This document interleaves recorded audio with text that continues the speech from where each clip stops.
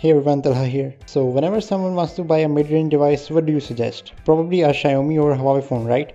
These two have been dominating the mid-range market since many years now. And I think Samsung's Galaxy J7 Pro is about to change all that. You see, Samsung figured out that to make their mid-range device a hit, they have to make it feel like a flagship device, and I think it worked. This phone feels just as premium and just as expensive as high-end devices. The build quality is incredible. The phone has a metal unibody and has enough weight that it feels really high quality and not too heavy. The ergonomics are also really great since the weight is evenly distributed in the phone. I'm very impressed with the build quality of this. It's easily one of my favorites.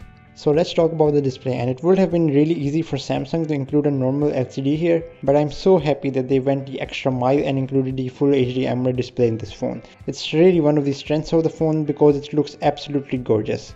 I prefer AMOLED panels since the saturation and the contrast is a bit higher on these, so I'm really satisfied with the display, and because it's AMOLED you get features like always on display. That's always a plus. I think you will have a hard time finding a phone with a better display at this price. So if you are someone who consumes a lot of content on phone, then you should definitely go with this one. I'd say the camera in this phone is not too fancy. Like nowadays we have dual cameras in everything, but in this phone there's just one. The simplicity, however, is a double-edged sword. I like how there aren't many gimmicks in the camera. It's just a straightforward experience, but sometimes I want more control and I want to adjust pretty much everything about the camera, but the app is too simple and doesn't allow that. However, the image quality is pretty good. It's a 13 megapixel lens, and I was especially surprised by how quick and accurate the autofocus was. I had no troubles with focusing in this camera. The photos are a bit undersaturated for my taste, but not so much that it's a problem, and something a quick edit can fix. So overall, I don't have many issues with the camera. It's great. You know, I'm not much of a selfie taking guy, so I hardly ever use the front camera. It's also 13 megapixel and has a flash as well. I think it takes decent shots. Honestly, if you want to use the front camera for social apps, you're not going to have a bad time. So let's talk about the performance. This phone has a Exynos 7870 chip with Android Nougat. If you remember last year, they rebranded TouchWiz to Grace UI to sort of break away from the terrible reputation TouchWiz gets. Well, now they've rebranded again and are calling it Samsung Experience. Last time with the A7 2017, I hated the software. It kept interrupting my workflow. With this phone, however, they have toned it down a bit, and now it's not as obtrusive as before. I still think it's a bit too colorful for my taste, but overall it's a big improvement over the previous Grace UI. I even like some of the features they included, like you have the option of turning off the capacitive keys while playing games to avoid accidental touches. The theme engine and the always on display are also nice additions. One thing I don't really understand is why they don't include scrolling screenshots. The Note 7 with the same software had it, but with this phone they decided to remove it.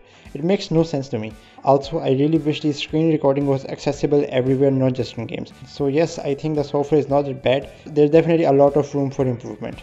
Overall, I didn't face much lag in the phone. It handles the skin really well. No problem in social media applications. Facebook runs well, Snapchat runs well, games run really smoothly as well. I enjoy the performance. The device has 3 GB of RAM, and in my opinion, I think it's more than enough for a mid-range device.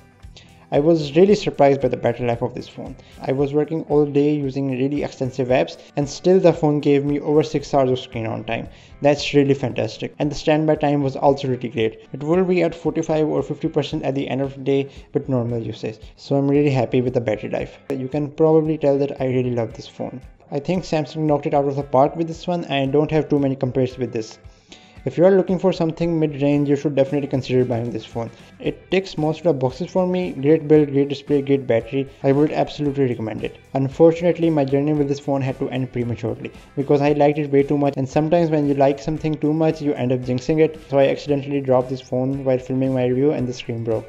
So yeah, don't drop it, get protection. Well guys, that's been it. Thank you for watching. I really appreciate you. If you liked it, please share the video and give us a thumbs up. See you in the next one. Peace.